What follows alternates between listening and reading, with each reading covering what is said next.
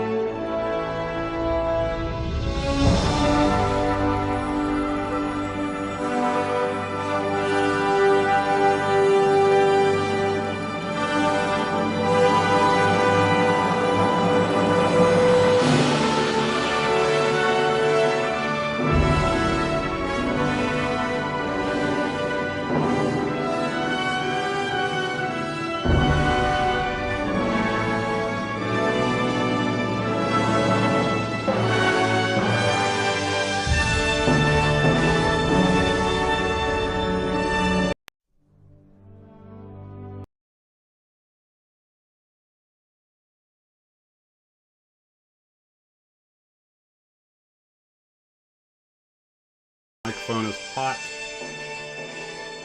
And camera. Where's the camera? Come on. Let's get with it next. There we go. And we'll start a little early, so I'll turn that off. Well, hello everybody, and welcome to another... I gotta turn the volume. There we go. I tend to forget about the lag. Much better. Well, hello everybody, and welcome to another scintillating episode of the Max's Models live stream. I have Ken wingmanning me today on, he's still aboard the Starship, so I'm having to chat with him via communicator. Say hello to everybody, Ken. Hello, everybody. And I hope you guys can hear him okay. Yes, I have a face for radio. All right. So, okay, I turned on the wrong camera. Face for radio? Hold on. Video capture device 2. That's the one I need. I'm sitting there giving myself a profile shot. There we go. Now I got the right camera. Now I'm looking into the camera. I have two cameras, and depending on which way we're going to set the show up, I either put my backboard here and face the computer camera, but this camera allows me to set up a few more things and use this as a backdrop. So I activated the wrong camera. I meant to remove the camera I'm not using. And anyway, so that's the worst thing that happens tonight. We're doing all right. Salute everybody. Hope you're doing well. Camera went off. It's going to come back on. Yeah, there again, it there's goes. the lag. Yeah, I had the camera on the built-in camera on the screen. So. Well, the other camera filled the screen up. This one's just like a small square in it. Well, yeah. Well, I mean, I can do this real easy. Here, watch this. Video capture device. Right click. Transform, because it's a transformer, fit the screen, and booyah, now I'm all big again. Okay, that did not sound like the way that sounded. Joe wanted to know if I was wearing a red shirt. Yeah, Ken, I'm sending you on a landing party. Here's a phaser, a communicator, and a red shirt. What is that old joke? Dr. McCoy, Mr. Spock, Captain Kirk, and Ensign Ricky are beaming down to the planet. Guess who's not coming back? That's right. It's always a red shirt. Hey, Barry. Let me turn a few of these things off for them, or move. Let's see. Turn that off. I'll turn all these things. So we'll get to them in a bit. Kind of giving a sneaky... That's right, Chuck. Look for the red light. Okay, where's my little... There's Gluey. Put him back on. Oh, that's not the one I wanted. Yeah, this is what happens when you do it yourself, folks. Okay, now it's starting to look something like a almost semi-professional, prosumer, professional amateur job. So anyway, guys, got a lot of cool stuff tonight, and then we'll talk about whatever you guys like to chat about. One of the things that came my way recently was several people have emailed me about this new sort of ekranoplane that they're planning in Hawaii, and I was sent a picture of it. Let me just fire it up here. I'm sure most of you guys are familiar with the ekranoplane, but if you're not, it was a Russian. They used to call it Caspian Sea Monster, or at least the first big one they made. It looks kind of like a cross between a boat and a plane with real short wings, but it's a ground effect vehicle. It flies in ground effect over the water, provided the sea state's acceptable. Well, okay, Hawaiian Ikranoplane. I know I got it. Here it is. Okay, let me move that up.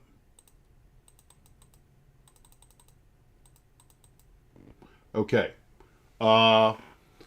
This is an artist concept of the thing, which I think, first off, you could probably kit bash that out of existing models. And if not, I think you could, it would probably wouldn't be that hard a thing to make because it has wings and a boat hull and stuff. I'm not really sure what exactly off the top of my head what you'd use, but I would say use a cruiser hull and maybe Cessna wings, jet tail.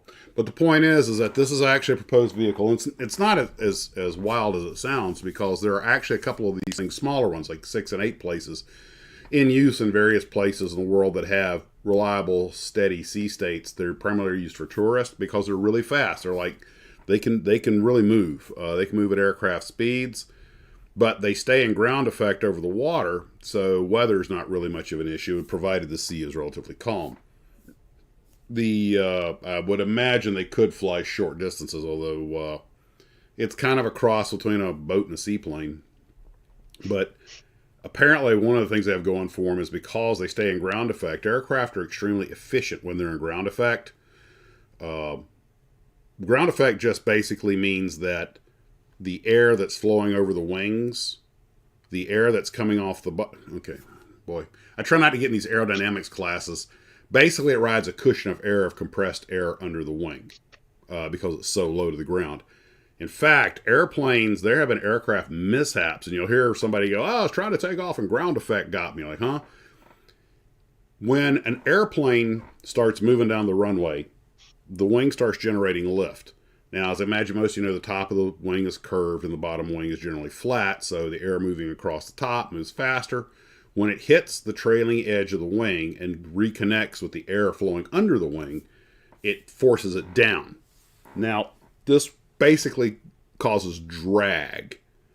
But when you're close to the ground, about half your wingspan, the air that's forced down hits the ground and it's basically forced to exit the wing in a relatively horizontal manner.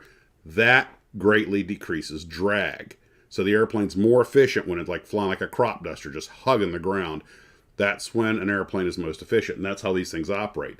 And sometimes pilots, particularly in light aircraft, they, in questionable takeoffs, like really hot days, they would try to get the airplane to lift off the ground. It would come off the ground like, oh, we made it. But as soon as they climbed out of ground effect, the drag, now that air coming off the top of the wing could create the drag, you didn't have the air to deflect it to the rear. The airplane started losing lift and came back down. And then inertia would overcome the lift. So, would you be able to stay in ground effect long enough to get up enough airspeed to climb out of it eventually? But that is, now you see, that's a little trick. And when I was an instructor, we used to warn people about this. I go, look, if it's a hot day and you're heavily loaded, you're trying to get out of a short strip, probably your best thing to do is just go to the hotel. But if you really are going to go fly, and you can't wait for the cool down or the air density to increase so that you get more bite on the props of the wing, if you're going to take off in these conditions, get it going, get it in ground effect, level off, and let it build speed. Do not retract the flaps until you get to flap speed. Some guys like, as soon as I do, I get the flaps up, and that's just stupid. Then it just drops right back on the runway. But maintain your configuration and build your speed. Some people recommend that you go in a no-flap configuration if your aircraft allows for it. But yeah, you level off immediately and build up a lot of speed so that once you pull up, you can muscle your way through it. But what a lot of guys do is they lift off, they think the plane's flying, and they just try to keep climbing it. They climb out of ground effect, and the airplane immediately starts settling back on them. I've seen it happen. Having learned to fly out of a small 3,000-foot strip in Florida, I've seen airplanes take off, and then they just kind of and like, dude, level off. My dad would like, okay, as soon as you're up, level off, build some speed, get it above 80. Now you've got flying speed, you can fly it out. Sometimes guys would try to pick the nose up, thing would just stop flying, come right back down. Ground effect got me. And Ken, I know you love Pipers, but it's worse than low-wing aircraft because they're more affected by ground effect because, the wing's 3-4 feet closer to the ground. Sure. Well, that's where the airplane meant God to, that's where God meant the wing to be. Well, that's why that's the idea of the ekranoplane, is that it's going to stay in ground effect, so it's going to be extremely efficient. It doesn't need big engines, although this one seems to have a lot of them. But they're I believe this is probably all electric. And there are ekranoplane kits. The Com put some out. That's right. So it goes. And it is. We've actually had some of them in the viewers' builds, and you see them at the shows. They're actually very interesting vehicles. The reason that they didn't catch on for the Russian military, who was the people who really, even though everyone knew about this, they were the ones who really put money and effort into it, was because they're fine on lakes and rivers and stuff, or in protected waterways, but you get out in the open ocean where you're getting 10, 15, 20-foot swells, you're not staying in ground effect in that kind of weather. You either need a boat or a plane, and as a pilot, that's not some place where you really want to be, close to the ground in bad weather. It's kind of like a hovercraft in that it in the environment it's made for, it operates fine. That would make a cool kit, though. I mean, I got to admit, if somebody made that as a model, I'd probably grab one just for the cool factor, because it is neat. But I wonder if one of them has ever been slapped down by a wave. Probably, I would think so. And they would have, and if they hit the water, they have the same problem with hull slapping that any other vessel has, maybe more so. One of my recent first officers is a maritime engineer. He actually designed and built his own boat. I was telling you about that, Ken. And he made it extremely lightweight. He did such a good job on it that he's actually got some boat manufacturers very interested in his techniques. And he kind of invented them. But then again, he's a nautical engineer. But extremely lightweight. But he was talking about the problems that, hull slapping has on any vessel. And, cheap boats. Well, this, Ken, because you've been into sailing a long time, that there are some boats when you go to buy a used boat, one of the things you look for is, possible damage to the hull and bow from, extensive, well, I call it hull slapping, the beating that the boat takes over the years from slamming into waves. More from slamming in the docks. Okay, and then there's that. Yeah, that tends to age the hull quickly. Did you guys know there's a thing called a BUI? Apparently, I guess operating a boat like a car, at least in the United States, operating a boat under the influence of alcohol is illegal. And there's a boating under the influence. I don't know if it's a state charge, but name the 007 movie with an ekranoplane. Okay, I remember one with a hovercraft. I don't remember an ekranoplane, but. I don't remember that one either. Yes, Garfield. Yes, salvaged. Garfield is here. Well, anyway, I think that's cool, and of course, has a very futuristic look. It's still, every time I look at it, I think it's an airplane, but I don't know. I believe it's electric. I didn't have a chance to do any research on it. I just too many things going on, but that's just cool, and I think that's the kind of thing that if somebody was even if they don't put the thing into production, it would be the kind of thing that'd be cool to make a kit out of. Which brings us to the next thing I was going to talk about, and you guys, especially you aviation guys, are going to get a kick out of this. Now, I was just reading this book, which The Plains of Wichita, that was given to me by Glue Trooper, and I finished it on my trip, and it's a short history of a lot of the aircraft that are made at Wichita, and as much as I know about airplanes, every time I read one of these books, I learn a ton more.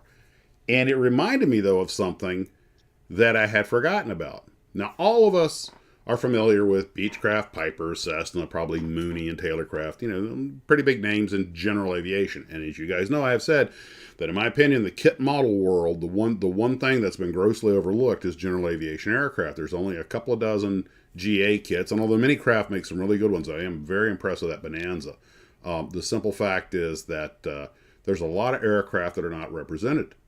And we all know that the military has all kinds of one or two off experimental aircraft. I imagine if you're watching this channel, there's a fair chance that you watch things like Rex's Hangar or Ed Nash's Military Matters and things like that. And these guys are always digging up these one or two off oddball military aircraft that were tested and what went right with them and what went wrong with them.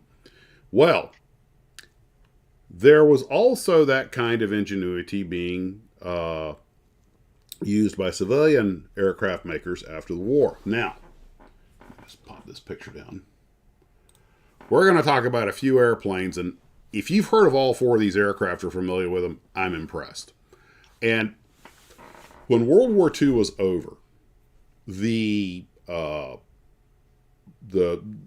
thought there's going to be a big boom in general aviation sales because you've got 250,000 trained pilots and all these people who've been exposed to aviation. They'll come home, they're going to buy airplanes. They didn't stop to think about that half the guys who learned to fly during the war, it was my dad who told me this. He goes, yeah, we trained 250,000 pilots, and a lot of them never wanted to see an airplane again. And because you got to remember, a lot of these guys that became pilots and whatever else they did in the military, they weren't career military people, and they did it because it was their bit to help fight the war. They didn't have any intrinsic issues. Some of them just did it to get a commission, or so they didn't end up in the infantry. And That's just... I would imagine probably quite a few of them didn't have good experiences. Oh, this is true. Yeah, you talk to a guy who flew a cargo plane, he's going to have a very different experience than a guy who's flying bombers over the Ruhr Valley. Well, after the war, and there was, by the way, there was a short-lived boom in GA aircraft. Now, the aircraft manufacturers took different tacks. Beechcraft, very conservative. They had a lot of great designs. Their airplanes were still selling well. So they didn't try too many radical things. But around 44, about a year before the end of the war, all of the civilian aircraft manufacturers saw their military sales dropping. Because, the end of the war was nigh. We'd now built up our forces. I personally knew people who were military aviators in the Second World War that were fully trained. My dad's buddy John Cody was a B-25 co-pilot, and he was I think it was Greenville, South Carolina, at the base there in the unit there, and they were all waiting to go overseas or go fight the Japanese. But we had trained so many pilots and had so many airplanes that they actually didn't really need them in the last few months of the war. So they were doing stuff like submarine patrol and training missions, just whatever the military needed. But, I hate to say we'd overproduced, but that's kind of what it was. So the orders are dropping off. The general aviation makers are like, the war, we're going to win the war. There's going to be a post-war boom. We're going to have all these pilots. We need to start designing new airplanes. So in 44, Beechcraft starts working on the Bonanza. North American starts working on the Navion. All these companies, some of which, by the way, were no longer owned by the people who bore their names. Lloyd Stearman was no longer part of Stearman. He was actually working at Lockheed, and Clyde Cessna had sold out to his nephews years before after seeing a friend of his killed in a plane. But anyway, point I'm driving at is everybody was getting ready to come up with these new designs. Another thing they realized was there were basically only a handful of airplanes that could handle airline service or feeder service. Now, they weren't, Beechcraft, Cessna, Piper, they weren't going to try to compete with Boeing or Douglas on making big airplanes. They also realized they're going to need all these little feeder lines. And really, the only two airplanes that were really good for that at the time were the Beech 18 and the Lockheed Electra series. And I might point out that it's funny, somebody made this comment just after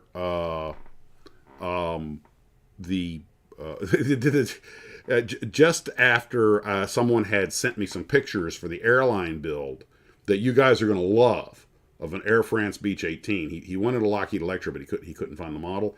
But you're going to know what I'm talking about when you see the airline build. By the way, fantastic work. He pointed out that they really look so much alike. Well, it turns out the guys from Beechcraft wanted to make, basically, it was an executive plane / commuter airliner.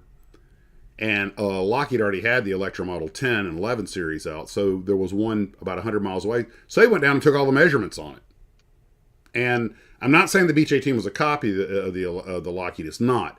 But that gave them a jumping off point. Wingspan, dimension, general design. Back then, the CAA, the Civil Aeronautics Authority, wanted twin tails. That's why they all tend to have that plan for them. So the Beech 18, although it's smaller than the Electra, it owes a certain amount of its proportions and everything to that airplane. Well, and the Beech was a good airplane, but each one of them decided we need a clean sheet design that's going to wow the feeder lines. And everybody made one. One. Each of them made one. Now let's take a look at them. And guys, I have never seen a kit of these models, not even by the resin makers, and they may be out there. I've never been able to find one, but these were some pretty cool attempts. Now the first one belongs to Beechcraft. In 1947, right after the war, they tried to field a 4-engine commuter airliner with 2 props. So let's start off with the Beech Twin Quad. Wait a minute. The number of props don't match the number of engines. No, they do not, Kenneth. And if you look in the bottom center, you will see how it was arranged. A pair of 8-cylinder inlines at 180 degrees to each other, shafted to a common propeller in each wing. This was the Beechcraft, ladies and gentlemen. I give you the Beechcraft Twin Quad Airliner. Now, do you have any idea what the reasoning behind this design was? Yes, I do. But I'm going to tell you right now, just staying with the the kit model thing, I would have bought a model of this airplane in a heartbeat. And somebody needs to be making a model of this today. I know they only made one. It only flew for a couple of years before it was lost in a mishap. But that is just a freaking cool airplane. We're talking about, I mean, you look at the wing, 2 engines buried down in the wings. I have no idea how many problems they had with the airplane with cooling and anything else.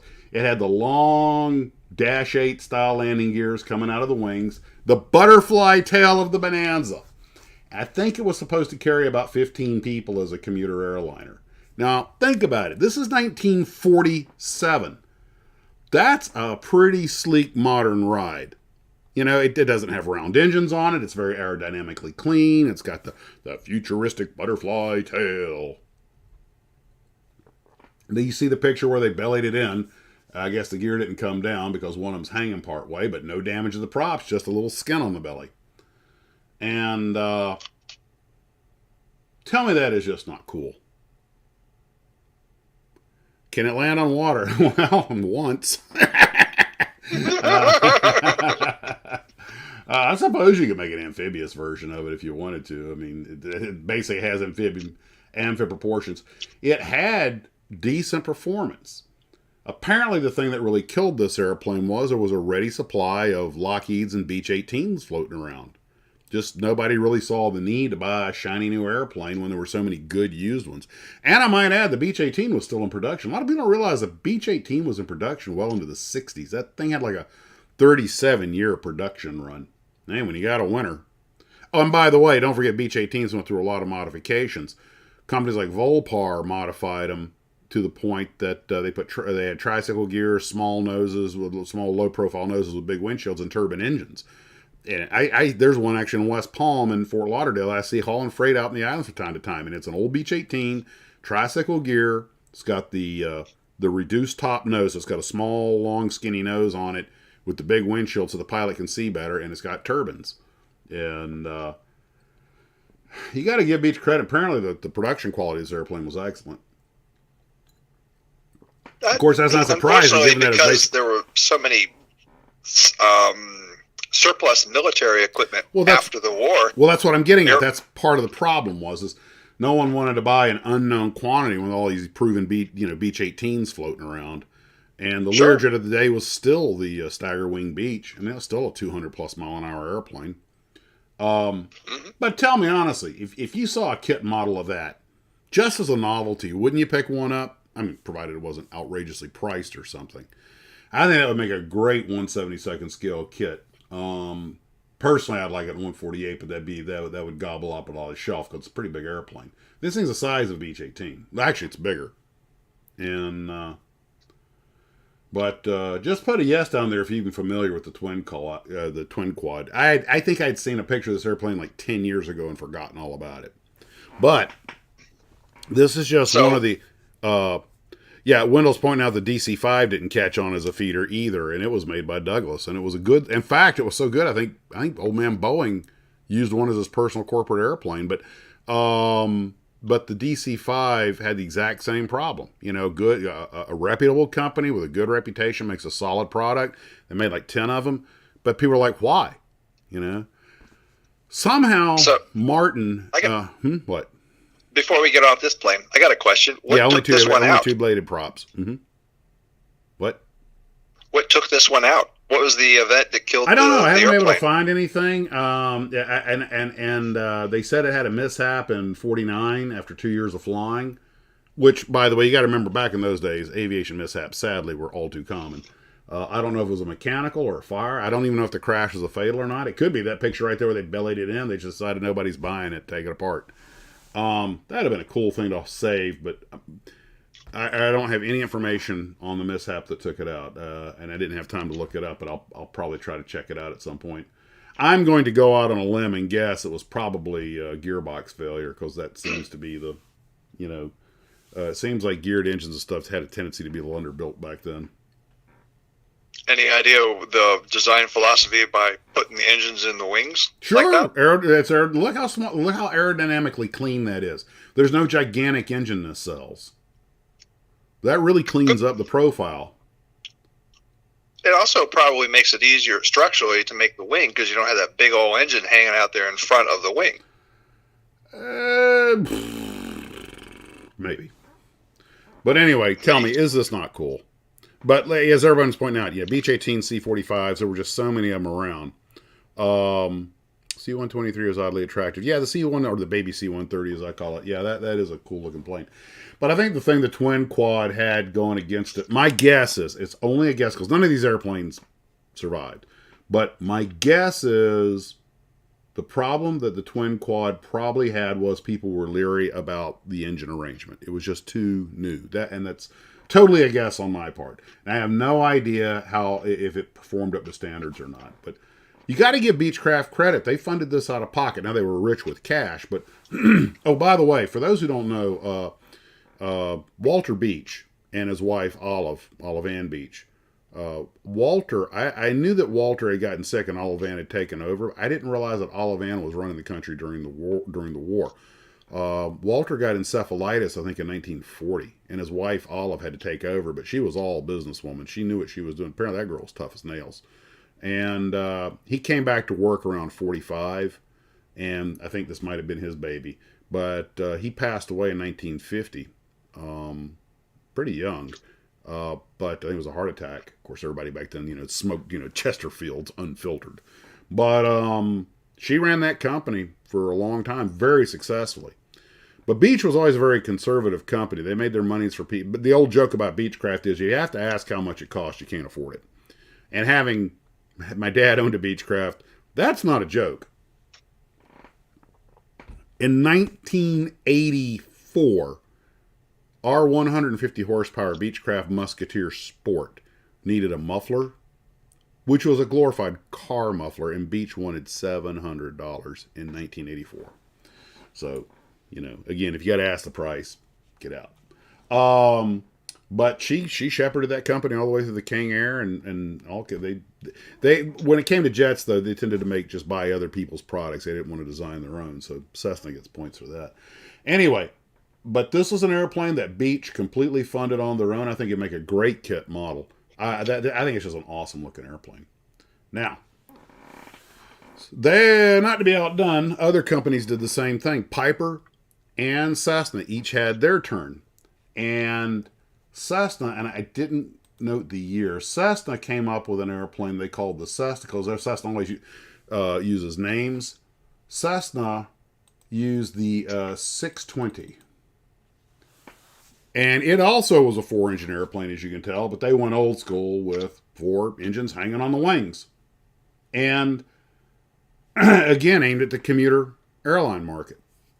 And, it looks like a big 4-engine Cessna 310, which is kind of what it is, I guess, in a way. But, you got to give them credit. They were out there swinging for the fences. I don't think this plane came out until the early 50s. And probably waiting till a little after the war would have been a good idea. But here's another airplane that I don't think anybody makes a kit model of. And this is another one that I would buy if they did. Of course, if somebody would make the Cessna 310, I'd buy that one also. But the concept is pretty conservative. And I'm actually a little surprised this airplane didn't get any traction. Again, for the time, cool looking airplane. How many people was it designed to carry? I think that carried about 16 or 17 people. You know what? That many? Hold on. You know what? I barely had time to get the photos together, but let me just go to the Great Book of Knowledge here. And they built the one in 1956.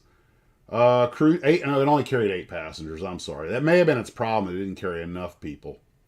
Oh, here. A promotional film titled Eye to the Sky was produced as a recruiting tool for new engineers. The 620 was canceled the day after it was first shown to students at Wichita State University. Oh, well. A cost analysis indicated that the 620 would be smaller and cost more than the surplus airliners, ergo was not economically viable. And the project was canceled in 57. When you think about it, Ken, that makes sense. Think about this. You've got an airplane that has two pilots and 8 passengers, 10 people, which is as many as you can get in a Beech 18. And so what's the point? True. It's a pity, though. You'd think they'd have done that cost analysis before they built the airplane. But you got to give them credit. I mean, I realize all these companies were flush with cash after the war. But you got to give them credit for at least going out there and trying. But one problem. By the way, before we go a little further, a couple of people I pointed out. Remember, I asked the question about what did the last airplane in? They said it was an electrical fire. Oh, okay, all right. Yeah, electronics in those days, that was all vacuum tubes and rheostats and stuff that loved to burn rubber. Now, the next airplane, you guys are going to love this one. Now, Piper was taking notes, and Piper waited. They were smart enough. Now, one thing you guys have to understand, and I say this with love because I love all these airplanes, but if I may use a Ford Mercury Lincoln analogy, Piper made Fords, Cessna made Lincolns, Cessna made Mercuries, and Beechcraft made Lincolns. There was no question that each of these companies aimed at a different customer at a different price point. That's one reason they were all so successful. So, the next beauty on this list came much later in '68. By this point, all the old Beech 18s and everything were getting retired, and the market was ripe for a new regional airliner, a commuter. And Piper decided now was the time to try and snoop into the market, and they came up with an airplane called the Pocono. Now, this was a 14-passenger airplane with 2 engines. Piston engines. Geared piston engines. If they had put turboprops on this thing, they might have had a winner. Because it carried like, I forget, it was 14, 16 people, something like that. 16. Why would they put geared engines on it with all the problems that they have? Well, because they're less expensive than turbines. They were trying to keep the cost down for cost-conscious regional airlines. Again, another airplane that I would buy a kit of. I think that would make an awesome display model. Again, probably that looks a lot like a Navajo. Well, it's kind of the genesis of it, I think. Kind of take a Navajo and make it wider and a little bit longer. And not that much longer at that. But the Pocono is the PA-35. And there was actually talk about making this thing in Poland, which is, I think, where the carcass wound up. Let's see. Yeah. The PA-35 still carrying tail number November 3535 Charlie, preserved in Widelka, Poland in 1995. So that carcass was actually in Poland. And they had problems with the tail. The tail area had to be increased. But they were really pushing the technology of piston engines back then. And having flown and being familiar with geared engine aircraft, I can tell you that it's real easy for geared engines to go south on you. They're okay on some airplanes, but you really want to put a turbine on something like that. And I think that's probably what killed it, was that it didn't have a turbine. It had to be. Did the Navajo have geared engines? The P Navajo did, do you remember the guys at GAI at Gaithersburg? Pat and those guys that had that the flying school there. Yeah. Okay. They came into somebody had a geared P Navajo. P stands for pressure, pressurized Navajo with geared engines like 4 1/4 a side, and this thing only had 475 horsepower a side. I'm going to tell you right now, that's pretty anemic for a plane that heavy. But I mean, hell, they've been better off just putting radials on it if they're going to go piston. But put you some big old 600 Pratts on there, man. Some right Cyclones. Go B-25. But the idea, anyway, that airplane was always down for maintenance. The pressurization systems in piston airplanes are always cantankerous, and the geared engines are always giving trouble. They're really pushing the edge of the capacity of the capabilities. and those engines turn at such high RPMs to get geared down for power. And yeah, that always works out well.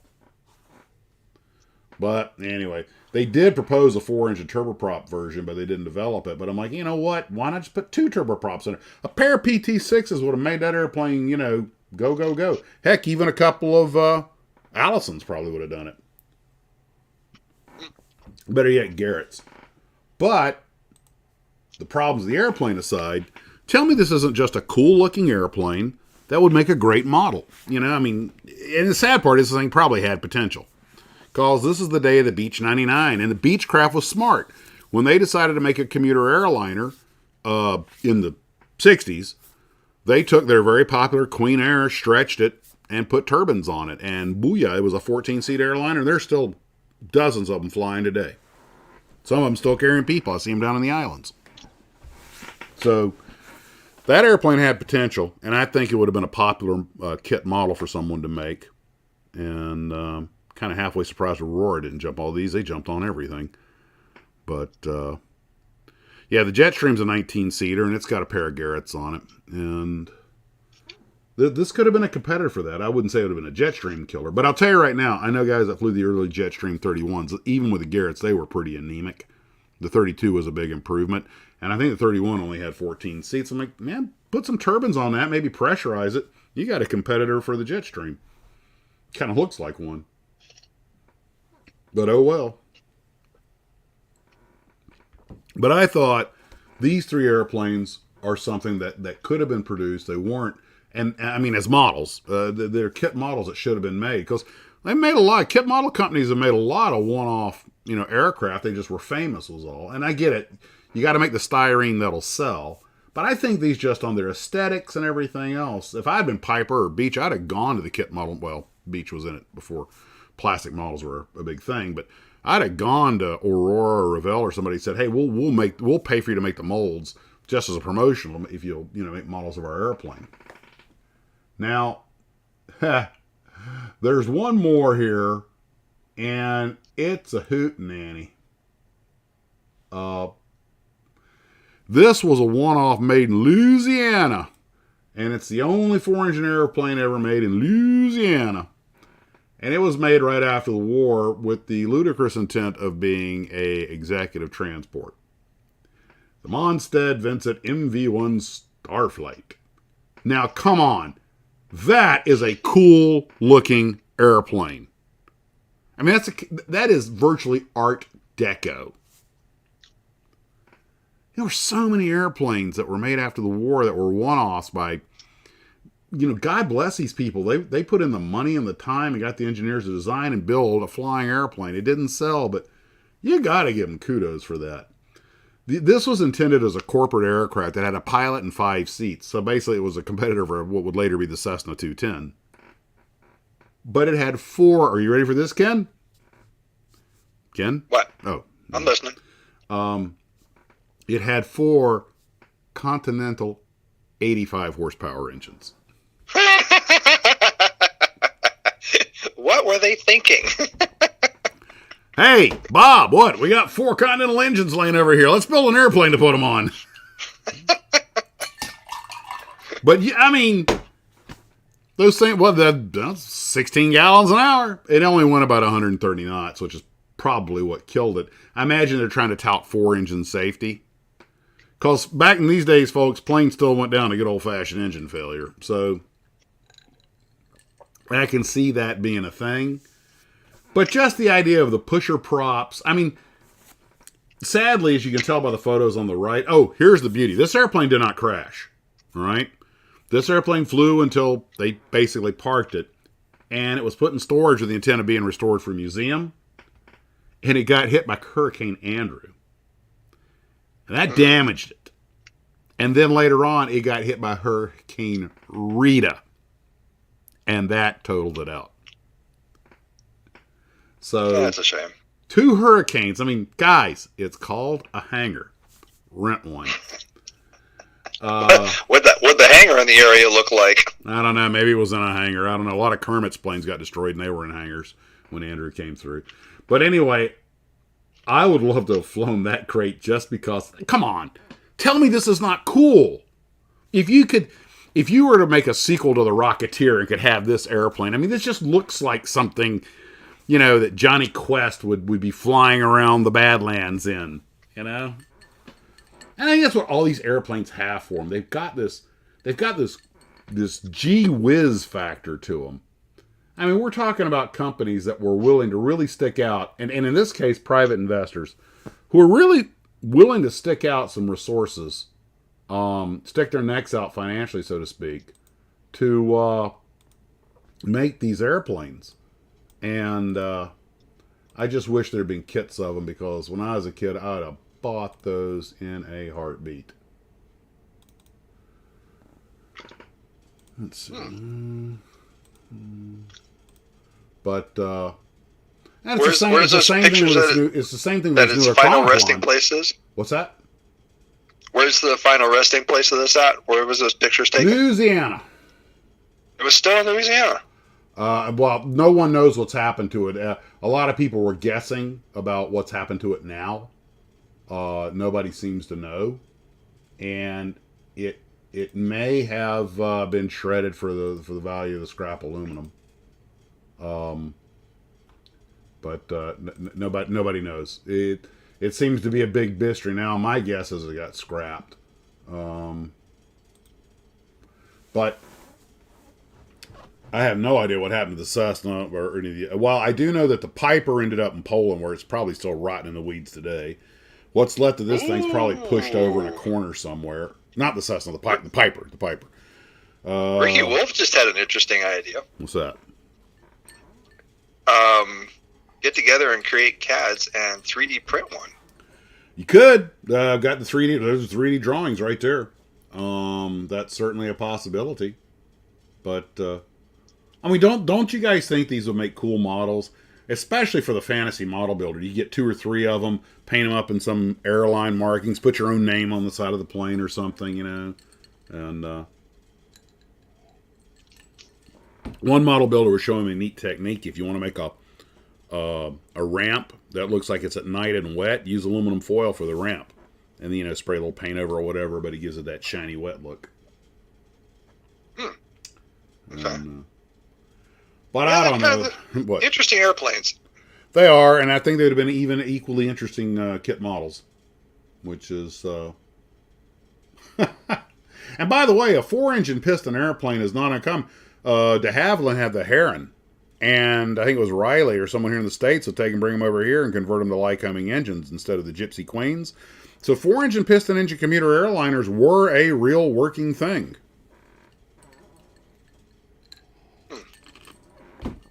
Well, anyway, and this Ikranoplan's a private venture also, this Hawaiian, sea skimmer, so just saying. A few years ago, who makes the Caravan? Is that Cessna? Cessna. Yeah, they tried a 2-engine single propeller trying to get around some FAA regulation. You're talking about the load IFR regulation. That didn't fly. You're talking about a Saloy pack. Okay. The FAA requires that passenger carrying airplanes for IFR have 2 engines. So Cessna, who has a very reliable PT-6 in their Caravan, apparently experimented with putting 2 little, I think they were Allisons in there, through a Saloy pack that geared it to 1 prop. And the feds didn't buy off on it. Although, I see a lot of Pilatuses being flown by these little regional carriers, and I don't know if they got some kind of exemption or what the story is on that, but Pilatus PC-12s are being used by trade winds down in Puerto Rico and a few other places, and I see them flying out of White Plains. So somehow they got the little single-engine Pilatus Porters, or not Porters, the Pilatus PC-12s hauling people. I don't know if they're operating a waiver or what. Now, there is a new Cessna that's being introduced that's called like the Twin Caravan or something, but it's not a Caravan. It's actually a fixed gear twin engine, and they just, I think it was a 420 or something. I forget the number on it, but it's just now they've been working on it for a while, but it's just now being sold to like FedEx Express feeders.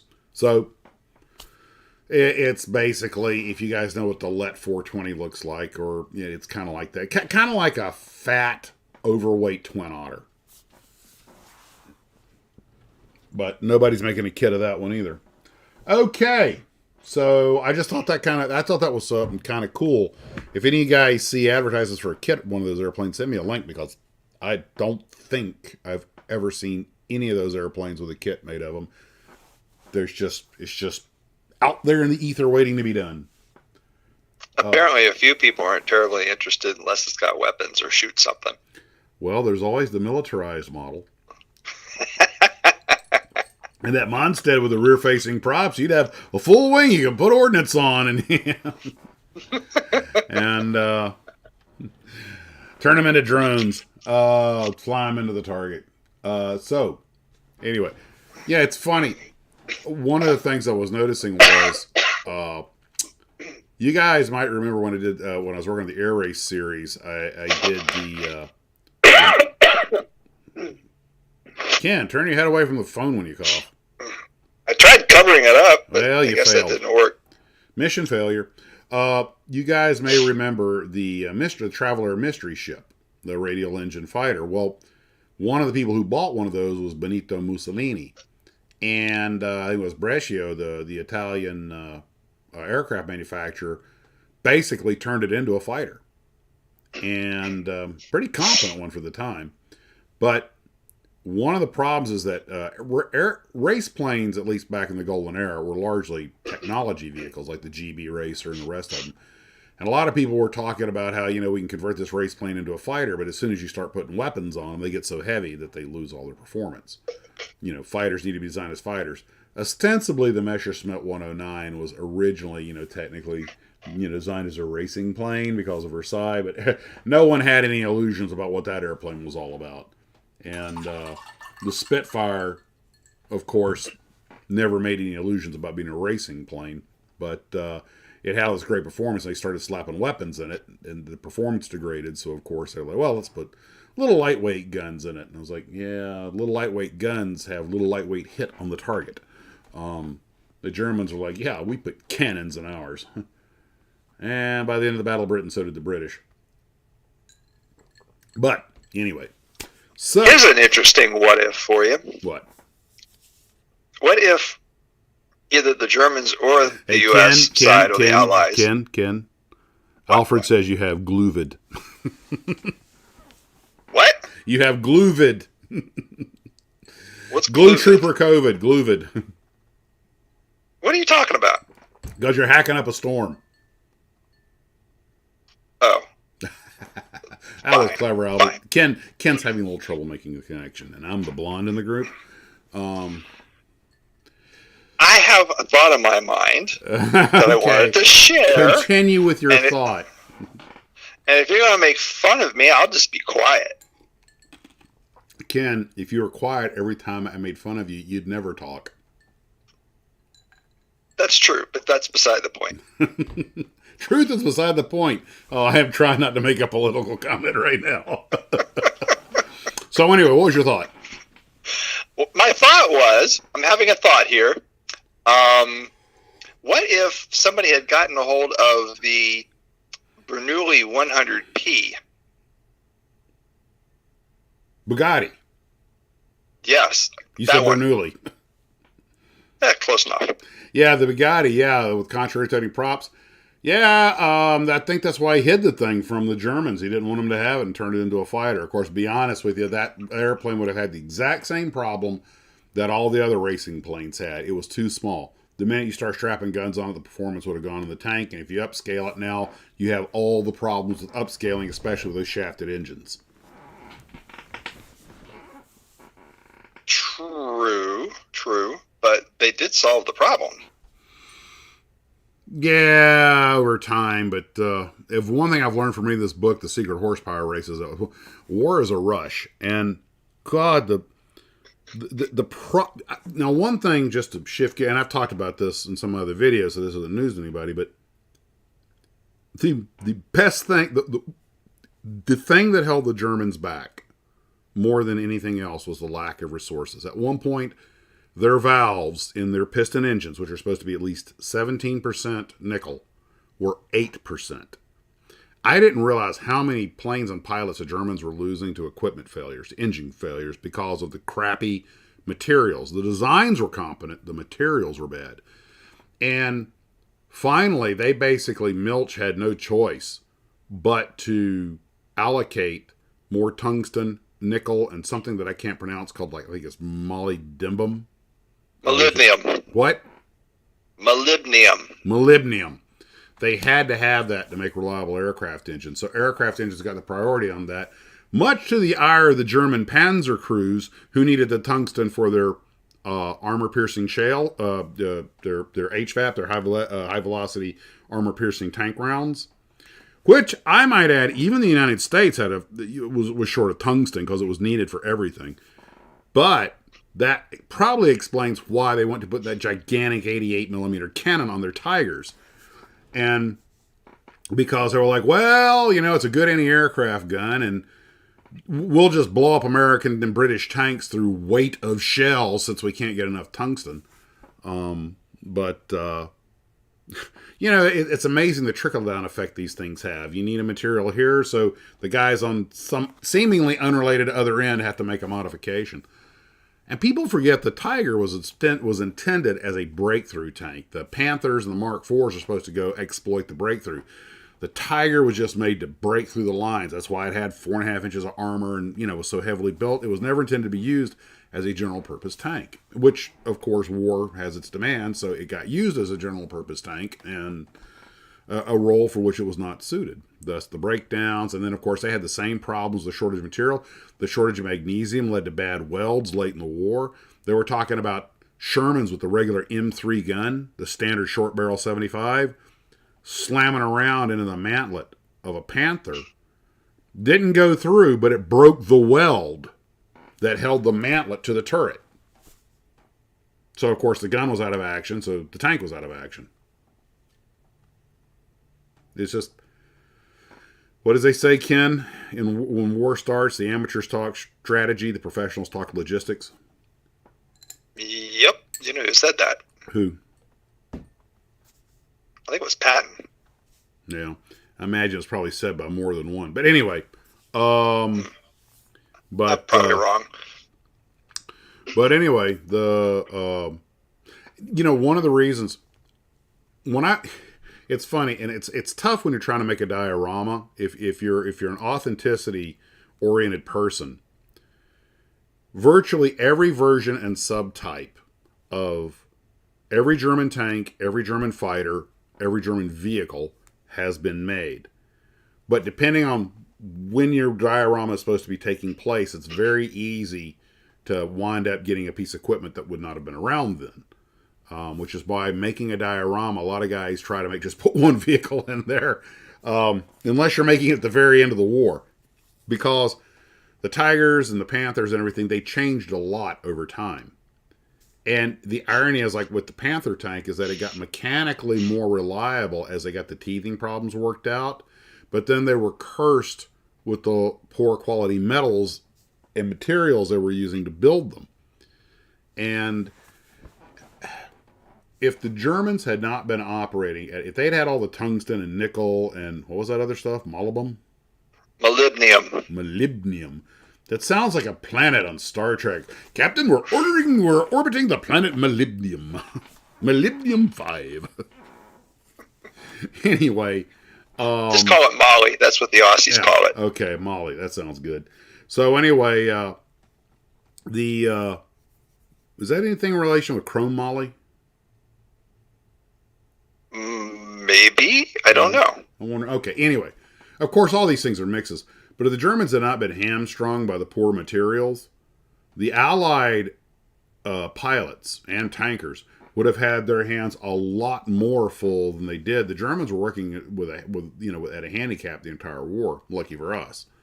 And but that's another thing. I was just the first officer I was just flying with is trying. He has a real interest in World War II stuff, and I was showing him the markings on Messerschmitts and how you have the Flieger Corps and the it gets really complicated because I don't speak German, but the bottom unit we call a squadron is called a Staffel, but a Staffel's part of a Gruppen, and we have squadrons and groups, and all those when you're building your 109 or your Focke-Wulf 190 or your Messerschmitt 110, you often get the decals, and it'll have either the dash or the chevrons or whatever. Well, all that means something.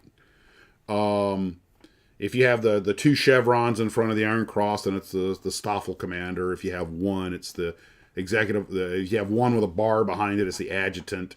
If you have one with his O behind it, it's a technical officer. And it goes on. And the worst part was the Germans weren't even uniform about it. The color mattered because that tell you what group they were in. And it was like, good God, how do you keep all this stuff straight? And for a model builder, it'll drive you absolutely bonkers. Moly is used as an alloy for steel and as an additive for lubrication. Oh, okay, there you go. The Germans were method. Yeah. Hey, don't kid yourselves. We gave our guys some happy pills also. But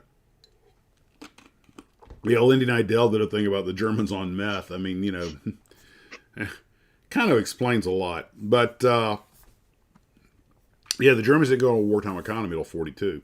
And by then, 42 to 43 was really that critical nether period that went back and forth. And by 44, it was pretty obvious who was going to win the war. But anywho, so when you're looking at a kit, if you want to build a diorama or something, you got to figure out. And to their credit, most kit manufacturers now say, Tiger 1 early production, mid production, late production. But all the markings mean something. And if you're an authenticity person who really wants it to be just right, and Ken, really, when you get right down to it, the same goes for cars. When you're building model cars, you go, oh, I want to build NASCAR, and oh, this is great. And somebody goes, well, you do know that car didn't come around until 84 or whatever. They weren't making this modification because kit model makers, once they cut a mold, they really don't want to change it if they don't have to. That's expensive. And how many of us have seen a model car that was advertised as something like, wait a minute, I know that's the wrong subtype or whatever because of whatever. They're trying to say this car is, this car, so-and-so's car. No, it wasn't. And a guy like me who doesn't know that much about cars is very likely to fall for that trap. But the serious, rail car builder or dragster builder or hot rodder is going to look at it and go, no, that ain't right. So here's a quick how about an extreme example of that guy who was a judge at that for plastic models, and he was judging military, and he looked at a helicopter. Oh, the famous Admiral story. Okay, I think I've told you guys this, but I was at a hobby shop a couple of years ago at Hobby World, sadly, before they ceased operations, and they had this big display with all these F-14s, and it was a model of the Grumman factory ramp. And it had the prototype, it had a Persian cat, it had a couple of Navy ones, basically all the different variations of the F-14. And it was hyper detailed. It was in 1/72nd scale, but it was still hyper detailed, and it had won countless awards to the point that the guy who built it was a retired Navy admiral. They asked him, and he'd flown F-14, so he had all the photos and reference material, but he also had firsthand knowledge. They asked him if he would just please quit bringing it to because he was winning everything. And he would make changes and modifications to it, update it, but anyway, while I was there, they said, I figure it was him or another admiral was asked to be a judge at a show. And there was a Navy helicopter, a Sea King. I believe it was a Sea King. And everybody admitted it was one of those rare 100% kits. There was not a flaw to be found on it. The guy clearly, just made the college try on this thing. And he was already an experienced model builder. And one of the judges knocked a point off for inaccuracy, and he got second place. And everybody was gobsmacked. He goes, well, the problem is you have this, and I'm just going to pull this from thin air. You have an, ANPS 64 radar antenna on this thing, and it only had the ANPS 34, which should have been mounted on the belly and looks different. The antennas are wrong. Like, how could you know that? Oh, I was the air group commander back when this diorama was supposed to be taking place back in, 78. Oops. Subject matter expert. Subject matter expert. So anyway, I got invited to be a guest judge at Desertland, and I can talk about the build quality. and make sure everything's even and judge with the best of them on that. And it's going to be mostly cars. But if it comes to something technical about if a car is accurate, inaccurate, I am definitely going to be hiding behind the other judges, giving a very informative looking. I see. Very good. It's an act. But and God help me if the two judges who actually know their cars disagree. I'm like, well, make sure the deciding vote. Well, I think we should just award 2 first prizes. Or you just stand back and say, that's a purty car. Actually, I'll probably go as, you two gentlemen disappoint me. I'm really disappointed, and you should both know why. And let them go. And I want you both to go back and rethink this. That would work. It's called ducking fire. But the car that won first place at Model Palooza, and the guy was shocked when they called his name. I mean, he looked like somebody tapped him with a stun gun. And they said, well, the reason was his paint job, which they deemed was absolutely flawless. And I saw the model, even took a picture of it, and it was. But I was looking at all the other incredible models that people had built. And I mean, the difference between first place and second place is just razor thin. And really subjective to just, I would imagine, and I'm sure this has happened more than once. You have a couple of models that are just perfect, and the guy just chooses one because he likes that particular car better. He just happens to like the T-Bucket Ford better than the mid-50s Chevy or whatever. I read a story about a guy who was a judge for judging real airplanes back in Oshkosh, probably in the early 80s. And they awarded this one, and the models, I mean, not the models, the real airplanes, they were all just absolutely gorgeous done. But obviously some guy won first place, and they asked the judge, why did he win first place? And he says, well, it was really close, but when we looked really close at the plane, the slots in the screws were all in the same direction.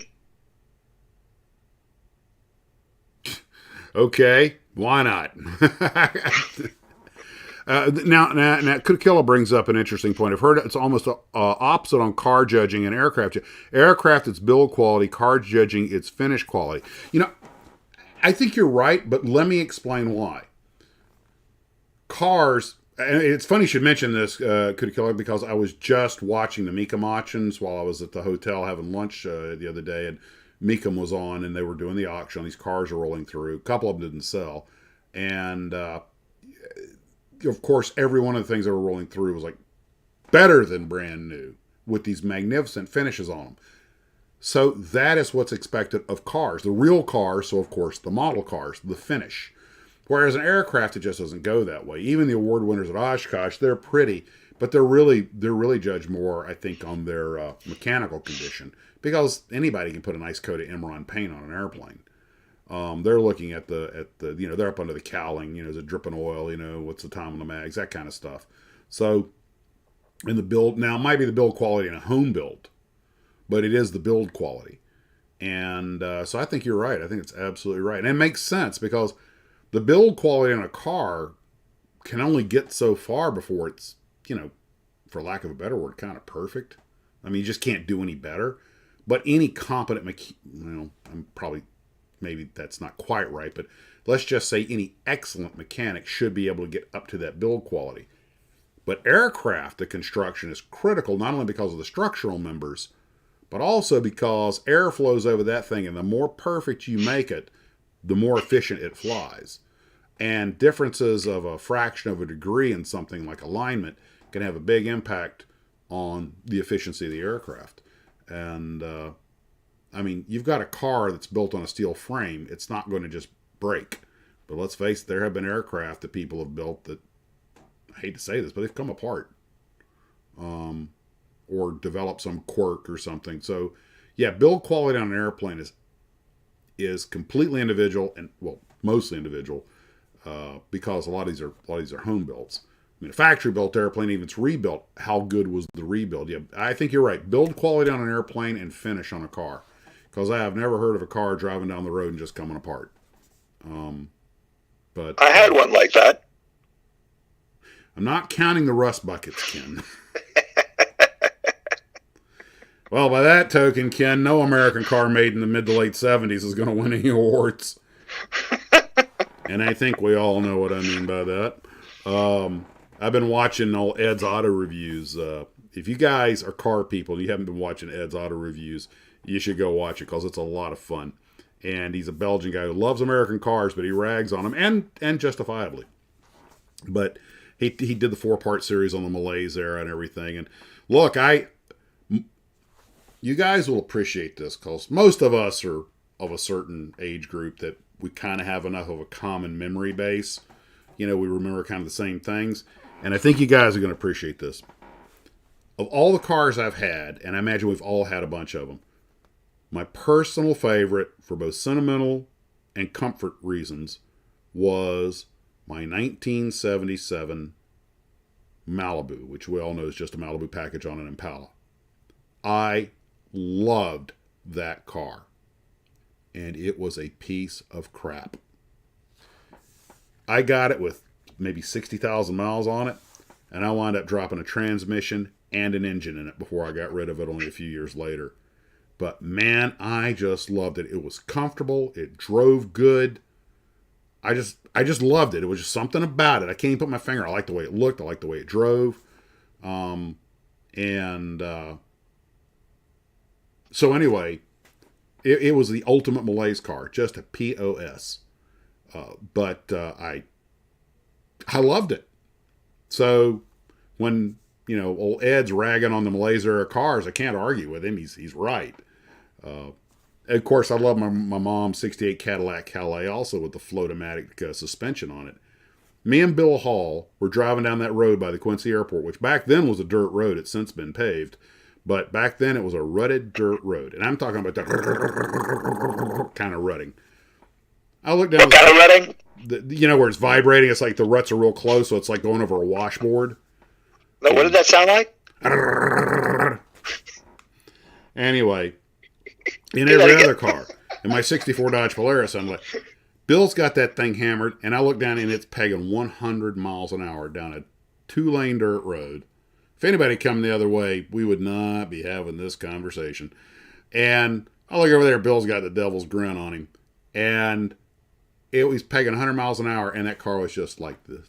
Da, da, da, da, da, da, da, da, da, da, da. I'm like, holy. And I'm, of course, sitting over there. You think I'm white now, you should have seen me then. I probably looked like a ghost. I was like, yeah, Bill, maybe we should slow down. He says, and he was 17, I was 16. So, even though I was young and invincible, I was like, yeah, I'm not that invincible. But that was one of those cars that when you took a turn, it took it in stages. First the car would lean over, go around the curve and then come back, and kind of like a ship righting itself. If anybody finds a kit model 68 Cadillac Calais, grab it and send it to me. I'll send you a check. God, I love that car. Explains why you like the Crown Vics. Yeah, I like big luxury cars. I'm a big guy. I like my comfort.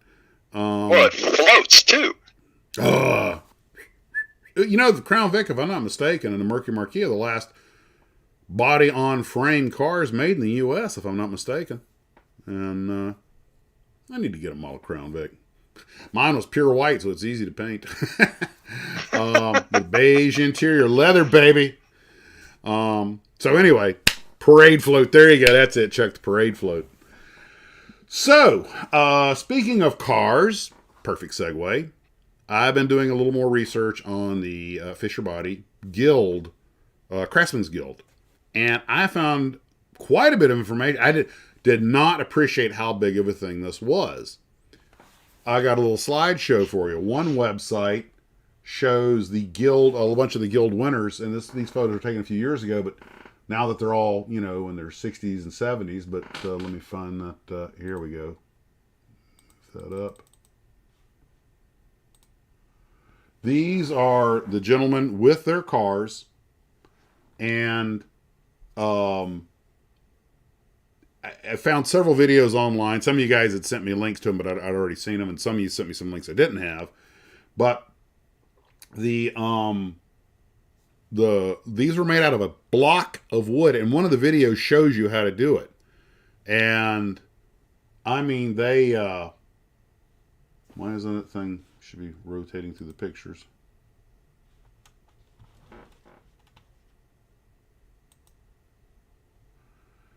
And some of the cars are wizard freaking cool.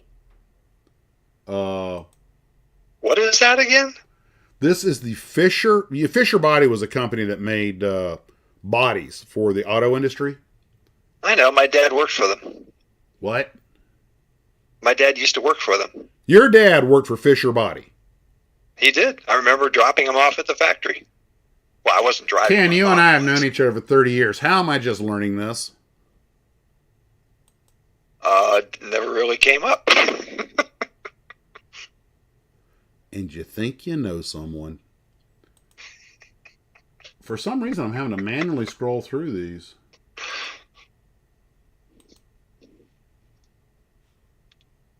That one's cool looking. What that blue just one. happened? I'm not quite sure what it is.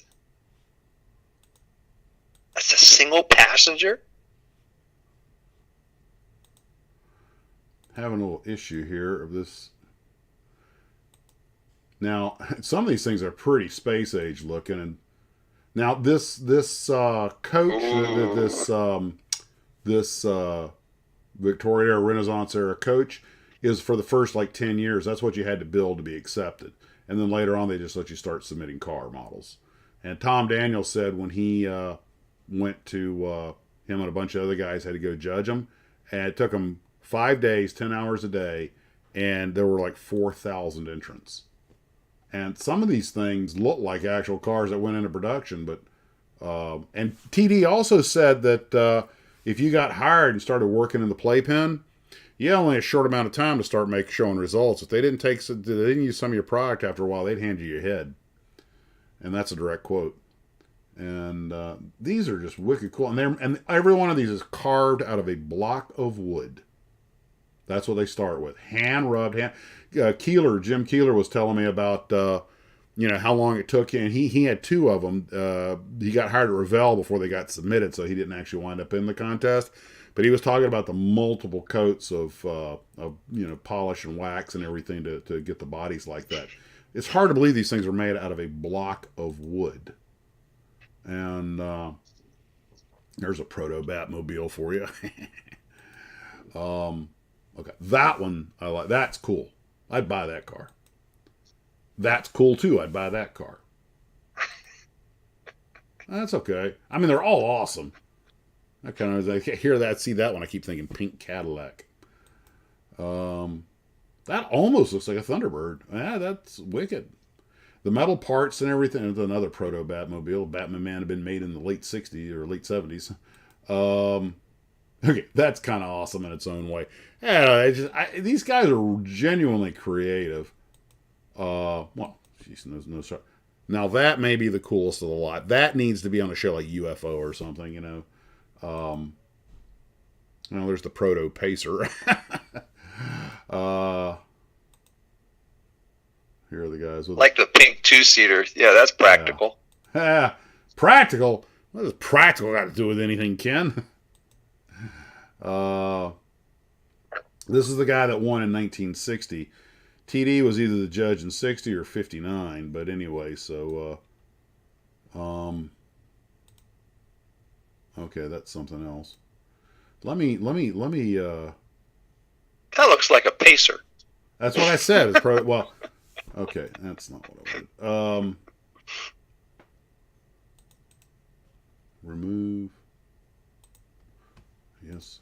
Let me try lining these up again. I had a little glitch there. I was having to manually scroll through them. Image slideshow. And hit plus. Add files. Okay. Now these are the people, and this isn't all of them. This is the ones I downloaded. Okay, here are the guys posing with their models. And these fellows, the estimate is they had about 1,000 hours of labor into each model that was selected. I really like that one, that red convertible with the cutouts in the fender. I think it was some pretty cool styling. Probably impractical. I think that may be my favorite. And of course, you've got the cockpit that when it's not in use, it closes down completely for aerodynamics. That, for some reason, I keep thinking that looks like a gremlin. And that looks like a modern day Tesla. So I think he was ahead of the curve. That might be a 3-wheeler though. Yeah, that looks cool. That looks just kind of like a Corvette, but I think it looks awesome. I can't imagine trying to pick a winner out of all those different cars. Now, finish. The finish. Well, I'm sure that had a lot to do with the quality of the build probably played in. Now, here is some of the cars. Let me put these together. And files. Okay.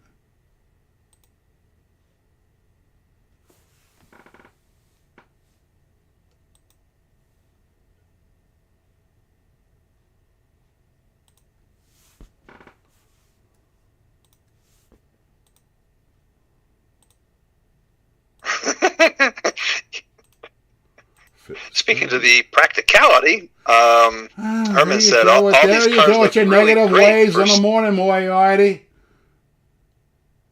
Well, Herman says, all these cars look really great for stocking up on huge quantities of groceries. You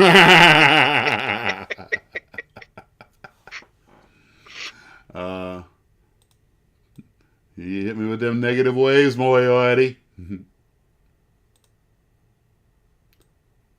Well, I think these guys deserve some real recognition for the amount of work and heart and love they put into these things, because this is just not something someone just knocks out. I mean, you're looking at probably easily a year out of each one of these guys' lives, and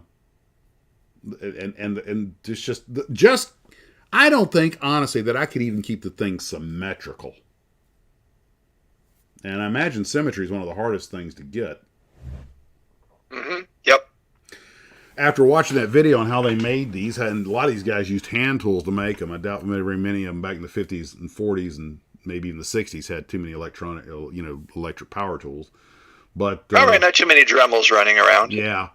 And I saw how they made they do one and they take the paper and cut the things and make the molds and everything, and they use the clay and stuff to rough it out and then start cutting on the wood, and the symmetry and everything had to be tough. And of course today you could design it on a CAD machine and print it out.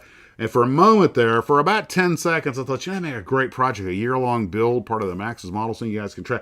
And I started looking at that. I have to get the wood tools, and I have to work hard, and never mind. And exactly. You don't want this to be work. You want it to be fun. Yeah. And if I had a full woodworking shop, different story. I'd probably crank one out just out of respect for what they did. But someday I might retire. I just made an interesting connection. Don't forget he survived Gutierrez. What? The company logo or whatever for Fisher Body was a stagecoach. That's correct. That's why it's not actually a stagecoach. I think it was that little Renaissance coach. Yeah, well, it's a coach. I didn't know the difference. Yeah, that is correct. In fact, that it's still used on some of because Fisher, although they're not making car bodies anymore, the company still exists making other stuff, and I think it may still be their logo. Huh. Just not put that together. So what did your dad do at Fisher Body, and how in the heck did you get away with not telling me that your dad worked for Fisher Body? Lord. I don't know exactly what he did. I'll have to ask him someday. But I remember, and with Mom dropping him off at the factory to go to work, and I just thought it was really weird that there was this gigantic coach, picture of it on the front of the building, and I also remember seeing him on the floorboard underneath the door of our car.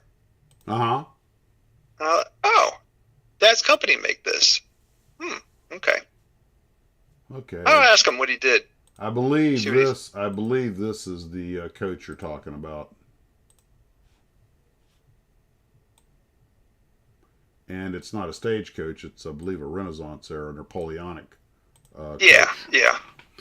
And the video, the old one that's out there, goes into how they made these. What you did if you were a kid and you applied to be in the Fisher Craftsmans Guild contest, they would send you the drawings and basically printed information. And it gets into this. It actually shows a kid working on one. And then you cut every single freaking. This is handmade in the most literal sense. Yeah, I mean, you got to respect that. I mean, that's amazing. Anybody could do something like that. And they were putting a lot of money up for scholarships and stuff to get these kids enticed. But you got to remember, some of this was during the Depression and everything. So, somebody was telling me that, God, I just yesterday was watching this or listening to it. And he's saying that his old man told him that, look, son, I will feed you, I will clothe you, I will get you to school, but I cannot put you through college. If you want to go to college, you're going to do that on your own. And I think this is one of the ways he tried to do it. But that was, this was before the days of student loans and $1 trillion in student loan debt. But you just got to respect the commitment, the talent. I'm really impressed. Speaking of being really impressed by stuff, I have another one for you. This is the, hold on. Time to switch glasses. While you're doing that, you're talking about these kits, these early kits were made, from blocks of wood, for cars. The same thing was for, model train cars as well. The early kits were essentially pieces of wood that you had to put together and shape and paint and color and put all the details on them. Yeah, it was a lot of work, and then to get it to run right. Mm-hmm. It was like when I used to build those little Lindbergh electric motors. I never got one to work until I'd gotten the Tarbis built and built one as an adult, and then it was like put stop, put stop. But I got it to work, so I took it as a win. If I get another kit with that little electric. That one, when I got it with the parts already kind of rusted. If I ever wind up getting one of those Lindbergh electric motors unbuilt that's still a virgin, I'm going to make that thing work, Ken. Like I thought you said you burned it up. No, I think I lost it, but it I don't know, it didn't burn up. It just it worked for a while, and I think it just rusted. It was already starting to rust. I think it just rusted. Okay. This is a handmade model truck for the movie Sergeant Bilko with Steve Martin. Now, the movie is not a great movie in any regard. It was probably, in my humble opinion, Steve Martin's worst work. Not blaming him. One reason is, as a veteran, I found it annoying because it basically glorified contractor fraud. But what I really liked about it was they showed, and by the way, this scene did not make the movie. It was cut. But look at that model truck. This is completely scratch made. Vacuform, wood, metal. This is a Hollywood production shop. The scale of it. Personally, I think this is freaking awesome. I wish I could build like that. And it's all scratch built. Except maybe the tires. I don't know where they got them, but what about the tank? I'm looking at that thinking, oh yeah, wow, that's pretty impressive too. The tank was the tank, which is supposed to be the hover tank, that was all scratch built, and they actually, if you go out to Pierce Films, it shows them with the thing up on strings in front of the green screen and everything, the special effects and stuff.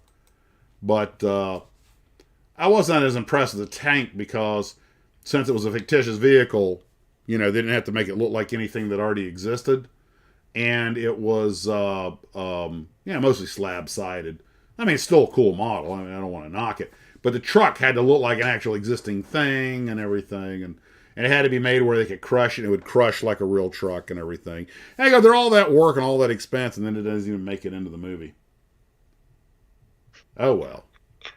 Reminds me of the story I read about these guys that build prototypical aircraft. They're much maybe half size or quarter size or whatever, that they use for this highly secure testing. I don't know exactly what it is, but anyway, they spend hundreds and hundreds of hours building these aircraft that end up getting destroyed because they don't want anybody to see them and what they were working on. Yeah, for wind tunnels and stuff. Wind tunnels, stealth, all that designs, all those things. It was all very, very high clearance. Yeah, in fact, there was a fellow who went to jail a while back because he stole a model. It was a desktop display model. He stole it. He worked at one of the aircraft manufacturers. He stole this model off someone's desk because he just thought it looked cool. He did not realize what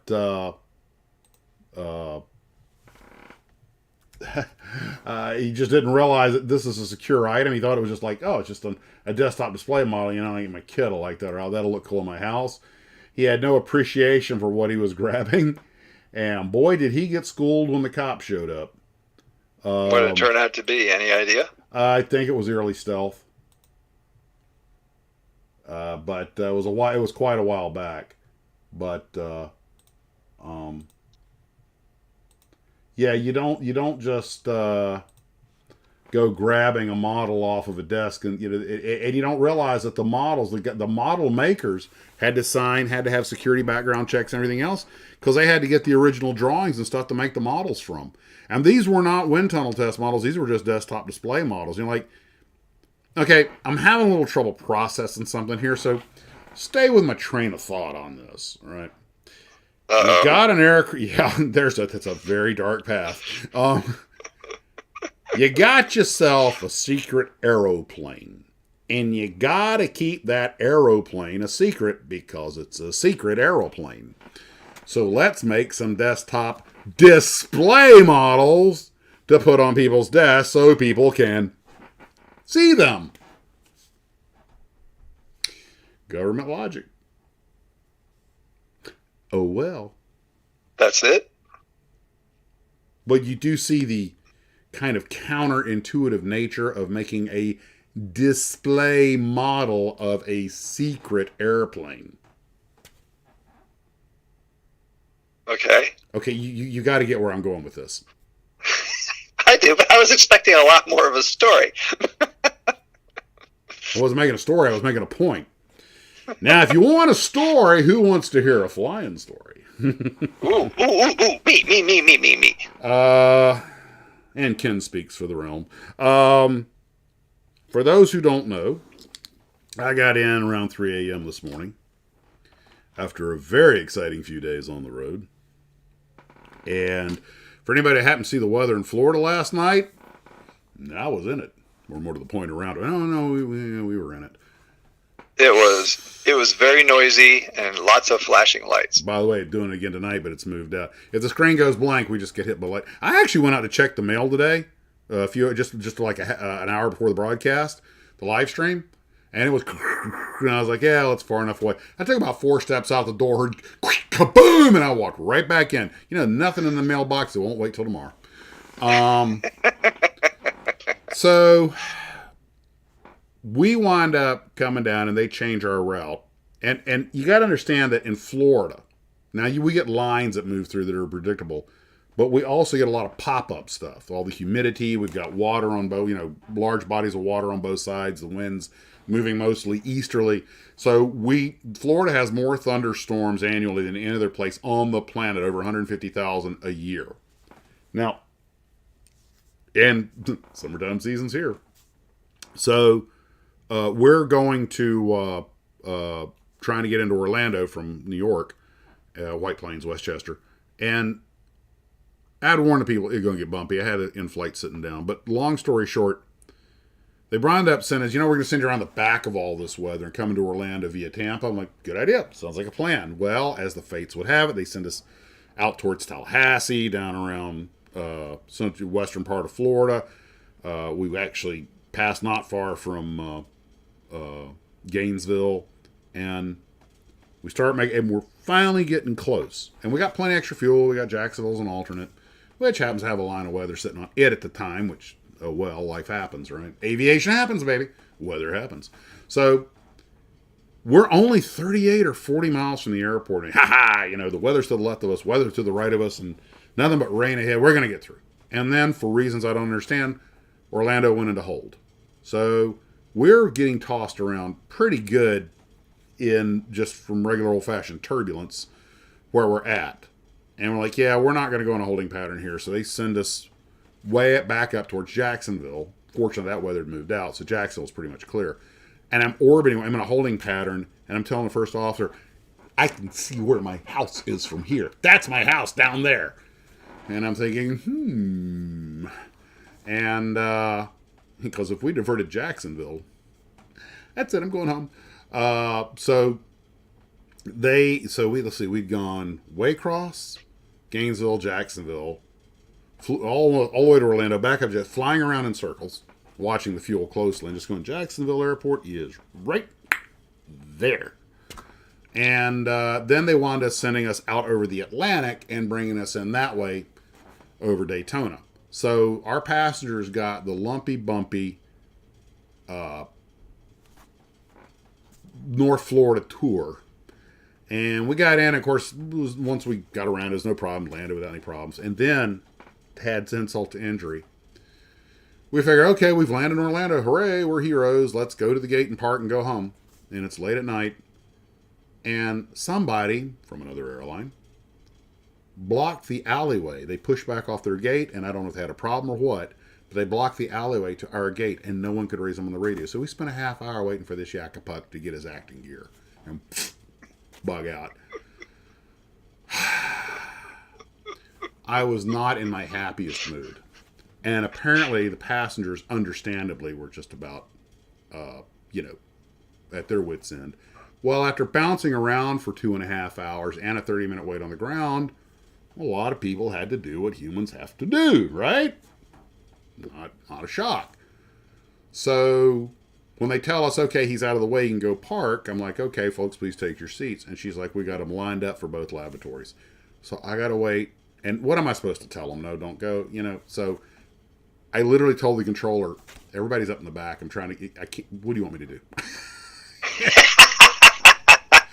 And the controller's like, just let us know when you're ready. So everybody did what they had to do. That story went around the control tower. And I'm just kind of like, there's a point in time where you just have to laugh about it and go, you know what? We'll get there when we get there. So I wind up at Denny's at midnight. And you would think Denny's at midnight would be pretty quiet. Not on a Friday night. And then, of course, it was raining the whole drive home. But about 3 a.m., I come in and I'm like, yep, I'm home.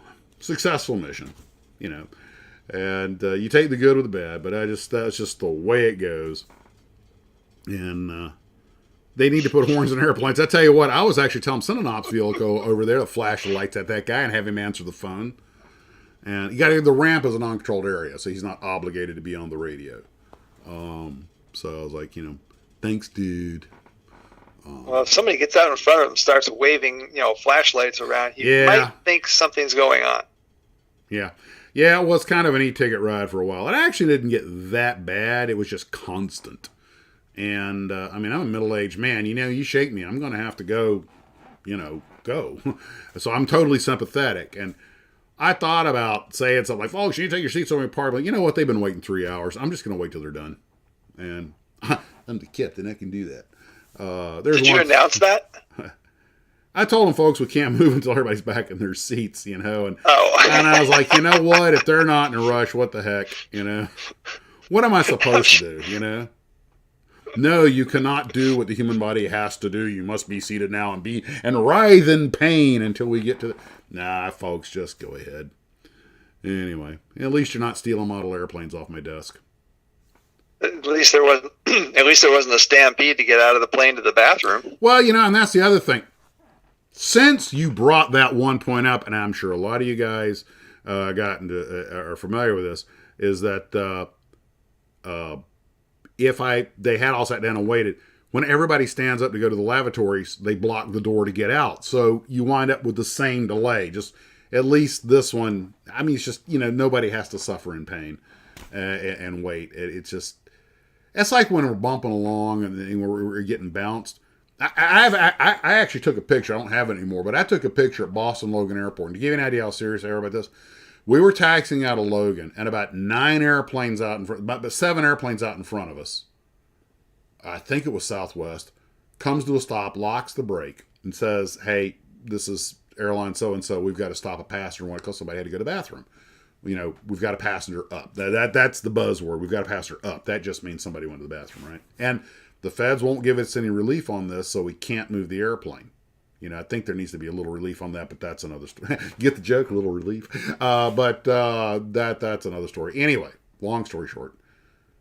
Because they had one runway for departures. Everybody was taking off 27, and that was it.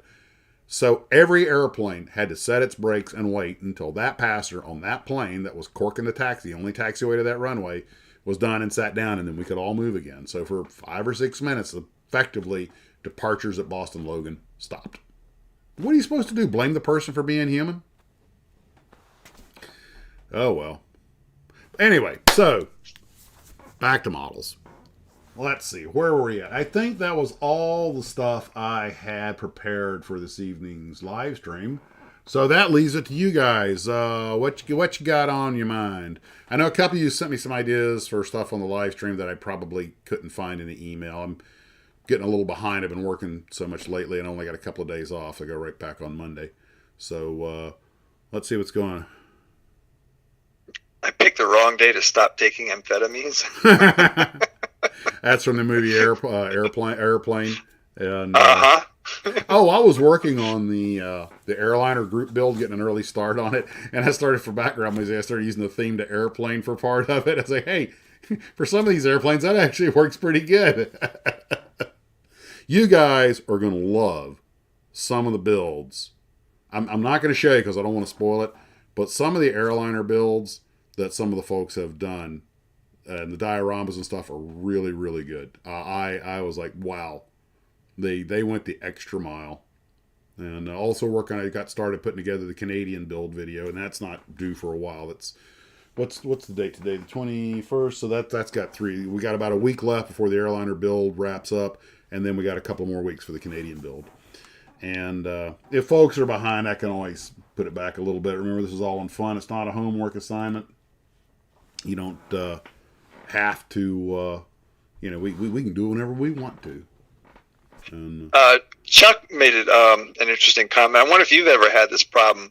He says, I think we had a trim problem on a Bombardier 900 when the first class toilet was out of commission and people were queuing up to use the rear one. That has actually happened, especially on longer jets, like the 900, and if you do, airplanes are seesaws, they got to keep that weight and balance. And if you do have a bunch of people gaggle in the tail, which by the way is where both the motors are at, the airplane can start to FCG on you. And they tell you no congregating by the lavatory, partly for security and partly for weight and balance reasons. And, when you're on a really big airplane like a 7.4, no one's really going to notice, but you're on a regional jet or something, or even E190, it could be an issue. Guys I know that flew the shorts and the Brasilia would talk how they would walk the trim. They could tell where the flight attendant was with a little drink cart by the trim setting. They'd feel it getting a little heavy in the yoke, and they'd roll the trim down. They'd go, yep, she's heading, the back half of the airplane. There was an incident. What? I thought you were saying. I was just going to say, I read a story somewhere that a DC-3 pilot said they could tell when the stewardess was bringing them their food. Yeah. I'm sure these 3.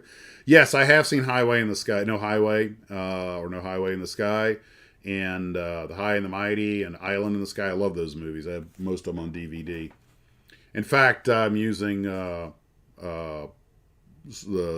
theme music from The High and the Mighty for part of the airliner build. Ooh, we could talk about the new Top Gun movie. Well, I haven't seen it yet. Well, it's not coming out until the 27th. The best CGI we could find. And Well, apparently there's an SR-72 in it.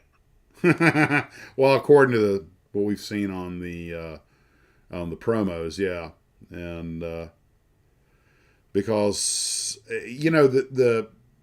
I believe I believe they're gonna be fighting drone weaponry. I think that's the big threat in the movie, and it's. It may be true. These 5th gen fighters may be the last man fighters. We may be looking at, of course, we all saw how that worked out in Terminator, so be careful.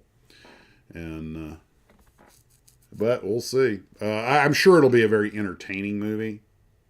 Cruise is a huge aviation buff, and I know he's wanted to do this for a long time. Poor Val Kilmer, my God, the guy's got throat cancer? They have 2 of them. They're about the same age, and, Cruise is in peak physical fitness, and poor Kilmer, is hanging on for dear life. I'm going to be at the studio premiere of Top Gun Maverick on Monday. Well, good, Tommy. You have to tell me what you thought of it. Personally, I think it's going to be a combination of real aviation and CGI, because some of the stuff that they do in the movie, no, the Navy is not going to allow anyone to do, like going vertical between 2 airplanes. That has to be CGI. There's just no way they're going to let even instructors do something like that. But the movie has to be entertaining. I saw that scene too, and I'm thinking, where he flies vertically up between the 2, and they both go off in opposite directions. That fighter pilot Lemoyne that has a channel, he was like, there is no way range safety is going to let anybody do that, not even for a movie. But there's no reason to. On top of that, how the reaction couldn't be that fast to peel off before the plane got past them. Well, hey, Trey saying, hey to you, Ken. You got to remember, this movie is not made for aviators or military personnel. It's made for the general movie-going public. Right. Which is why, if you'll pardon me saying this, and I'm about to make the most ridiculous comment I've made all day, and that's saying something, but everyone in the movie just looks like a movie star. Wonder why that happened. But because I've known a lot of fighter pilots, and half of them are bald, and they do not look like what you see in the movies. But you go to a movie to see a movie. If you want to see reality, look out your window.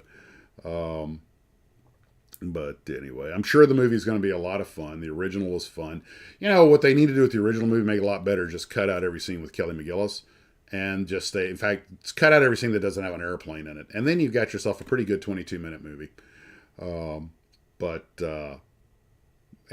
I knew when I went and saw Top Gun the first time, I knew enough about aircraft to know that is not how a HUD works, But they got to make it for but I just enjoyed the flying scenes. Same for the movie, The Final Countdown. Everybody goes to see the movie for one reason only, to see the F-14s dogfight the Zeros. And we know they're T-6s. It's still fun. And by the way, I saw a YouTube video about that one time where these guys actually set up simulators, very high quality simulators, and got in some F-14s and tried attacking essentially Zeros. And they said it was not as easy as it looks. Well, no, the Zero can turn on a dime. Exactly. They're very maneuverable, and they can. It's easy for them to keep, the pointing inside of you towards the jet. Yeah.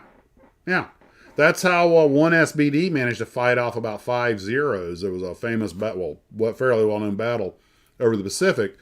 The SBD was such a durable airplane that sometimes they would send them up without a bomb to do combat air patrol.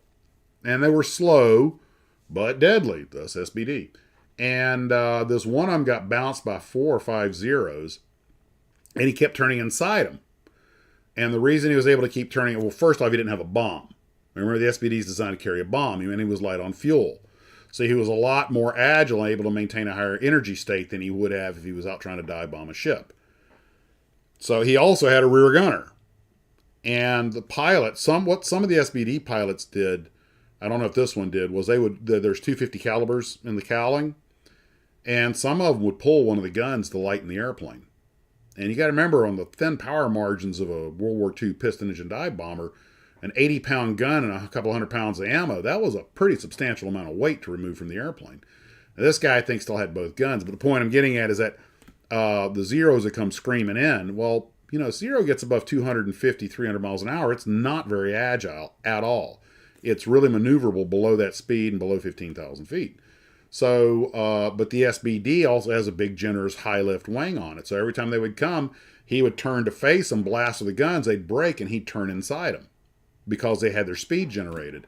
And they made 5 or 6 or 7 passes on him, and I think he actually shot one of them down, but they just never could get the advantage, so they just got tired of it and left. So, yeah, there's a lot to be said for being able to turn inside the other guy. The problem the Wildcat had was it couldn't outrun the Zero, and it couldn't turn inside it, so it was kind of committed to the fight. So that's why mutual defense, two Wildcats brushing the bad guys off each other's tail was so important. And but the Wildcat, people pick on it. It was a portly little thing, and it was heavy, but it was a rugged airplane. It was a good, stable gun platform. It actually had an excellent roll rate, and it was no slouch. So one of the things that Grumman did for different reasons that turned out to pay off on that plane was that landing gear that retracted into the fuselage was done mainly so they could fold the wings without any problem, because you don't have the wheels coming out of the wings. But it also wound up serving the fact that it kept a lot of the weight in the center of the airplane, which increased the roll rate. Although Jimmy Thatch thought the Dash 3 model with 4 guns was far more agile because the Dash 6 had those 2 outboard guns, and he felt that really slowed down the roll rate. But they did okay. The Thatch Weave was a mutual defense. He called it it was slang the Thatch Weave. It was actually called the beam defense. You'd fly a beam each other, and if somebody jumped on one, you'd go like this, and the other guy'd brush him off your tail. Thatch shot down 3 of them in one dogfight at the Battle of Midway using that maneuver that he was still working on and worked with his crew, his guys with. So they lost 1 Wildcat and shot down 5 or 6 Zeros. And the Japanese had never seen that maneuver. They were the guys in the Hiryu that were attacking him. They literally pulled off and got up to altitude and sat over and like, we need to think about this. They had no idea how to attack without getting whacked in the process. So Barry brought up an interesting point. I read about this too. There's some speculation about China getting confused about the SR-72 that they built for the Tom Gun movie. It was actually designed by several engineers from Lockheed.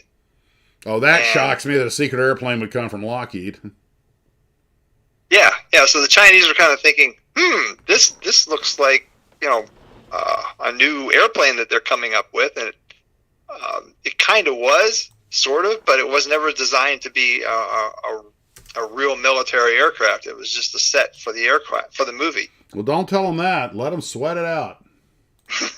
Well, they already did. They, like I said, I read a story about it, and Barry said there was an interview. I don't know if it was a live interview or with the reporter. It doesn't say. But I thought that was really funny that they made an aircraft so close to something that could be real that it actually can possibly confuse the Chinese. Do you remember that really bad movie a few years back with Jamie Foxx and Jessica Biel called Stealth?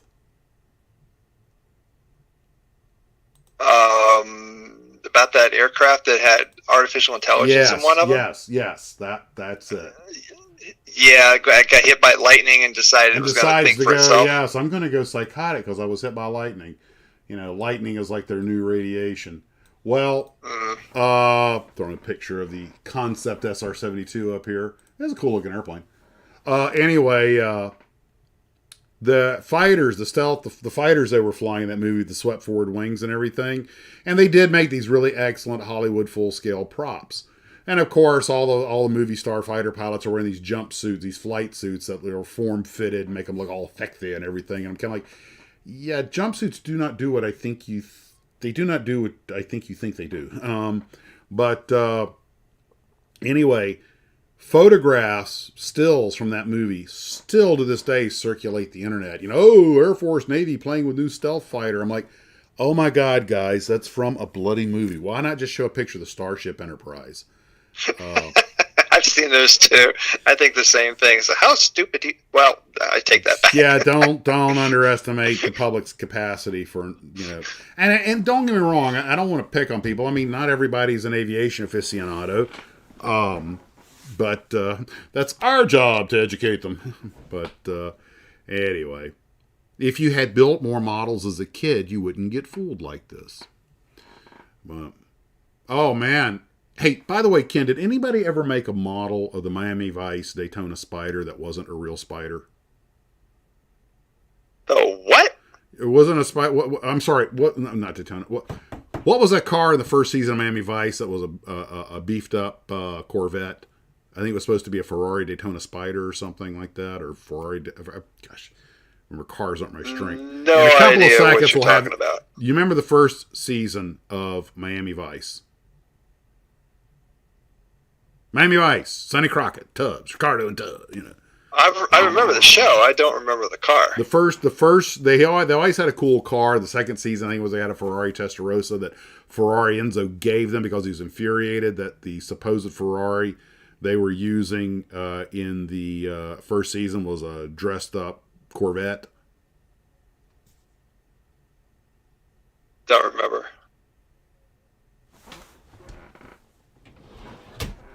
I must educate you. Myself. Please, show me. Season 1 Miami Vice car. There it is. Okay. Miami Vice Ferrari was really a Corvette. Copy image. Oh, that must have irritated them. To the point that I heard that they actually gave them the Testarossa they used the next season because they wanted them to use a real Ferrari, not a faker. Okay, plus... The McBurney Spider? Image. La, la, la, la, la, la. This is a spruced up Corvette made to look like a Ferrari. Even drug dealers drive kit cars. Yeah, I had to look it up. I didn't plan on this. You know, this show, we never know where it's going to go. The monogram kit was also a vet. Oh, that ain't right. Yeah, Max is lost. Give me the Vector, Victor. I was over him and underdone. But it was a Daytona Spider car kit. Ha! I was right. So that's a kit car. And apparently, as the story goes, Enzo was so furious that, hey, you're using a fake Ferrari, that he gave him a Testarossa to use the next season. And gotta admit, I like the convertible better. Let me say this. So what was their thinking behind using this car instead of a real one? They had a budget. They were a TV show. I mean... And this was cheaper? A kit car over a real frickin' Ferrari? First off, there's availability. He also carried a Bren 10, which was a gun that was extremely hard to get, and the magazines were almost impossible to find. And so apparently the story goes that Don Johnson was filming a scene and lost one of them. The company, the subcontractor that was supposed to make the magazines for the gun was having a lot of problems, and apparently I think they eventually went out of business. So a lot of people had a $600 gun single shot because they had no magazines. And supposedly they only had a couple in the show, and so the word is that Don Johnson lost one of them doing one of the scenes. So after they wrapped and left, every Bren 10 owner was out there beating the bushes trying to find it. This is the second scene. Some other people have thought, aren't all Ferraris red? No. This is the Testarossa they had the next season. Which, although a super sweet car, I think I would have preferred... I just like the convertible better myself. But you know me, I love convertibles. I thought all Ferraris were red. A few other people have said that too. Not to my knowledge, but again, the cars are not my strength. It was a C3 Corvette. Oh, by the way, one of the prop guns, the Bren 10s, one of the prop guns is over here at On Target Sports up on display. And the Bren 10 was supposed to be the super gun, the ultimate self-defense handgun. And, of course, their TV show character had to have the coolest, latest gun on the market. So they managed to get him one, and that was no small trick. And the magazines turned out to be the weakness. And to this day, I don't even know if there's any magazines floating around.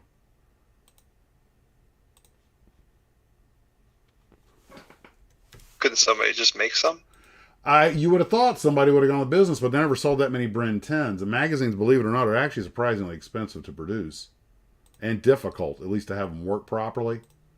But there may have been somebody that finally got around to it. The gun fell out of fashion after a while. But the simple fact that it was the Miami Vice gun kept people wanting one. There's your Bren 10. And supposedly, I think it was Bill Cooper or Jeff. One of the big gun gurus was supposed to be behind the design of it. And I think Ian over on Forgotten Weapons covered it one time. I made a few different versions, but it was a 10 millimeter. So it was a very powerful gun. Some people think too powerful. Because I had a 10 millimeter Colt Delta Elite, and it's like a 357 on hormones. Nexafiro and Scale Model Works has an interesting story.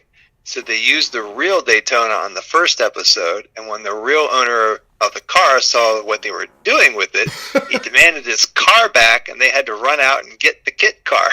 Okay, I can see that. The boys in Hollywood will beat up your car. Trust me on that. There's I watch that VinWiki channel, and one of the guys they sometimes interview is a car wrangler for Hollywood. And he talks about all the shenanigans that go on with the cars there. And a lot of the times, the people driving the cars, even in the background, are the owners or are professional car handlers because basically they just don't trust the actors. Which, what's his name? You guys remember a TV show called Good Times about the family that lived in Harlem and the projects? And the tall, skinny guy, Jimmy Walker, played JJ. Apparently, he got popular for a while, so he got a role in a movie. And they flew him out to Hollywood to shoot the movie. And he's a native New Yorker.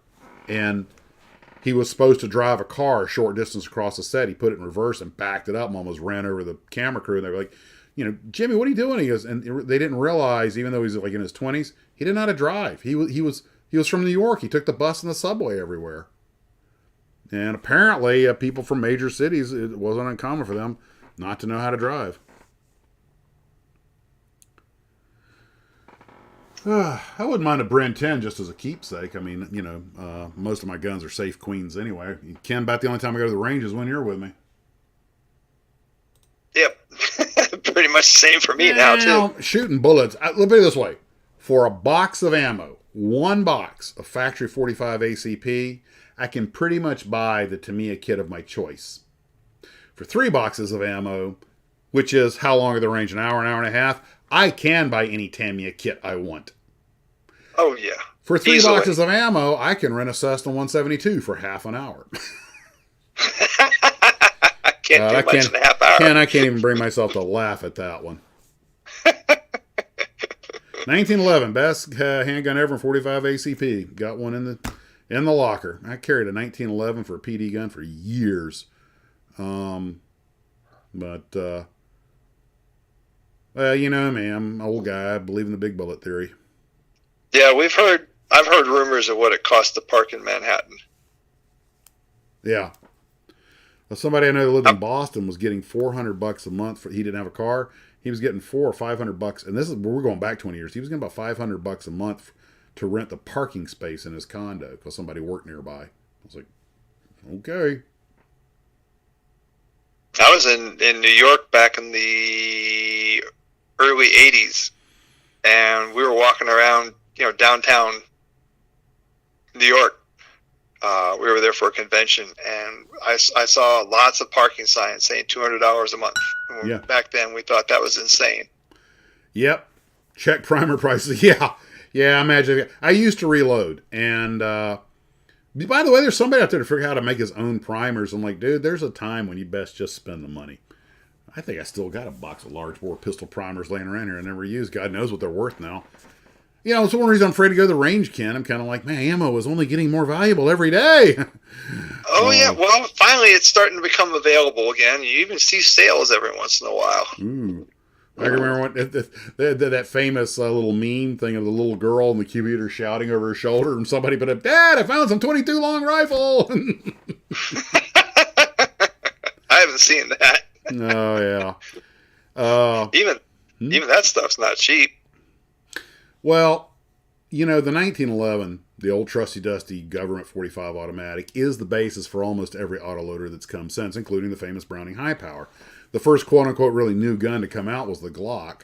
And although there's 50 versions of the Glock out there, they're all the same thing, just in different chambers and lengths. But it's just like most of these things are copies of 1911 because you got a winner. I mean, it's from the genius of John Moses Browning. Oh, and, you know, you got something I got to interrupt here for a second. What? I don't know how you pronounce it. I've just been guessing it. Nick Safaro. As a New Yorker, it's not uncommon to pay $50 an hour for parking. That's insane. Damn, Uber be cheaper than that. Oh, well. Gamble appreciating faster than crypto. Yeah. I'll tell you that, I like the Series 70. That was always my favorite. I had a couple of them, and I really regret selling them. I had one of them all tricked out with the checkered grip and everything, and I could hit a man-sized paper target at 50 yards reliably with that thing, and I am not the greatest shot around. Ken can attest to that.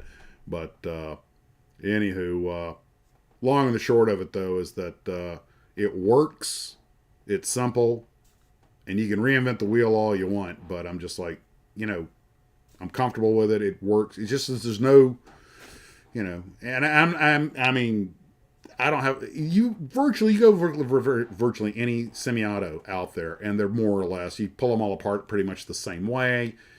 On my old Fun with Guns videos that I did, one of them in there, I went out to Montana to my brother's range, and he's a dealer, so we test fired all of his little pocket nines, and they all work, they were all nice, you know, but it was like, which one do you prefer? I'm like, you know, they all do the job. I mean, they keep trying to make it's just like it, you know what? It's the same as reboxing model kits. You're just trying to take a known product and make it interesting again. But you can't blame them for that. I mean, you know, just like the model builders have to push the styrene, they got to push the steel to keep the doors open. Problem is, with a good model or a good gun, they got one thing in common. Once you got them and they're the way you want them, you know, that itch is scratched. So on to the next new thing. The spice of life, variety. Well, guys, that's 9 o'clock. That's time for me to start shutting down the shop. I'm going to loop the music there for you a little bit so you guys can chat amongst yourselves. It's quitting time. It's quitting now. Flintstones. Meet the Flintstones. Well, guys, I want to thank you for tuning in. Hope you had some fun while you were here. Thanks, everybody, for the submissions and all the other stuff. We'll see you later, and as always, model on. Bye, guys. Okay, hit the button, Max.